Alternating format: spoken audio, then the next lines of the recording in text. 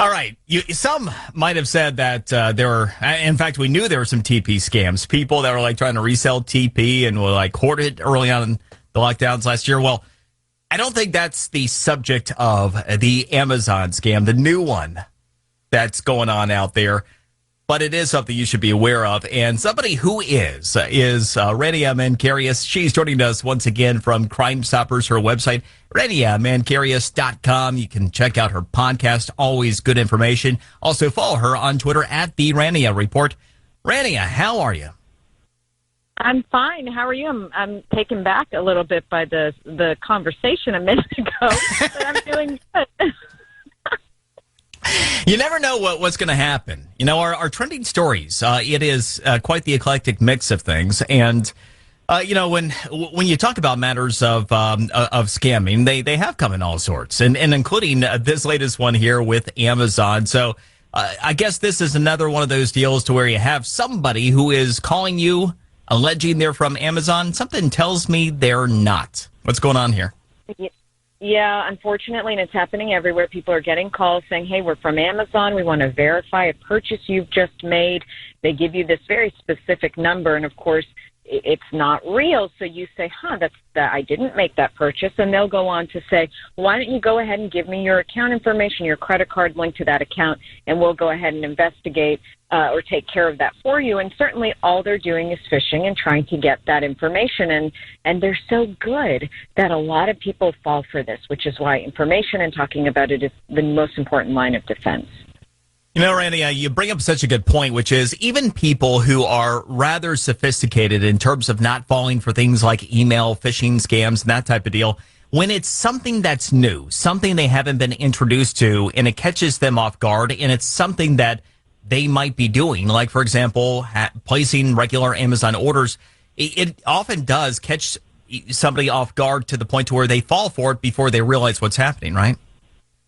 Yeah, that's very true. And the other part is the callers are very sophisticated. These are networks. They have automated systems. They have recorded prompts. You can push one to be connected here or there. So it sounds very real. And you're using a brand name. You know, people think, well, certainly they can't say Amazon, you know, if it's not real.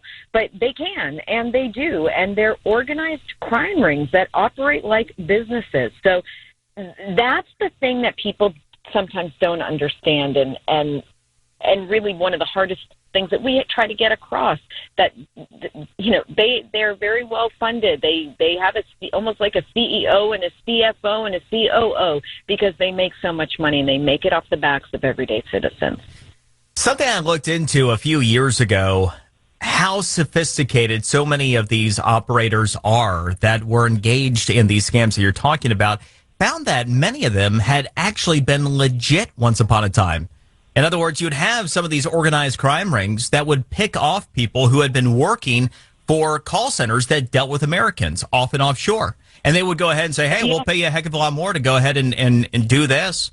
Is that still taking place? Well, we know that does take place. And actually, some of the defenses we'll see is that the call takers themselves will say, look, I didn't even know I was part of a scam. I was hired to make these 200 calls in a week and given names and account numbers and charges that I needed to verify. So they are very sophisticated, and on the upper level, they certainly know that they're operating criminally, but they hire and employ so many people that oftentimes at the lower level, not everybody knows that they're participating in a scam.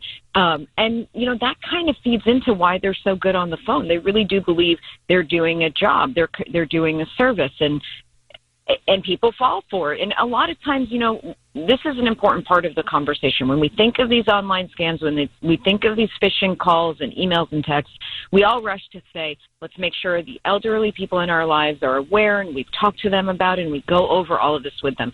But we don't talk about the young kids. We don't talk about the teens that are, look, all of us listening to this right now, if you have a teen in your home, ask yourself, does your teen have access to your Amazon account? And in a lot of homes, they do. So these teens can get these calls. They can get the texts. They can get the emails. And they may not know to think twice before they verify that a charge did or didn't take place. So that's another area, another pool of people we need to be talking to. You bring up a really good point about educating everybody in the house. This goes into the bucket, I guess, of never giving somebody personal information that you didn't initiate a call with. Absolutely. And even when you get these calls, as legitimate as they sound, it's very simple to say, thank you so much. I will be back in touch. They're going to give you a number. Do not call it. Go ahead and get on your Amazon account or Netflix. You know, we see this with every big brand and every big company. Go back to the original source. Go back to your online account in that original originating email website and check the information there. Don't use any of the numbers that they call you. Don't use any of the links that they send you. Clean all that out and start from fresh if you have a question. Always good talking with you. Appreciate the information. Rania Mankarious, and you may follow her at the Rania Report, RaniaMankarious.com. We'll be right back at the Brian Mudd Show, News Radio 610 WIOD.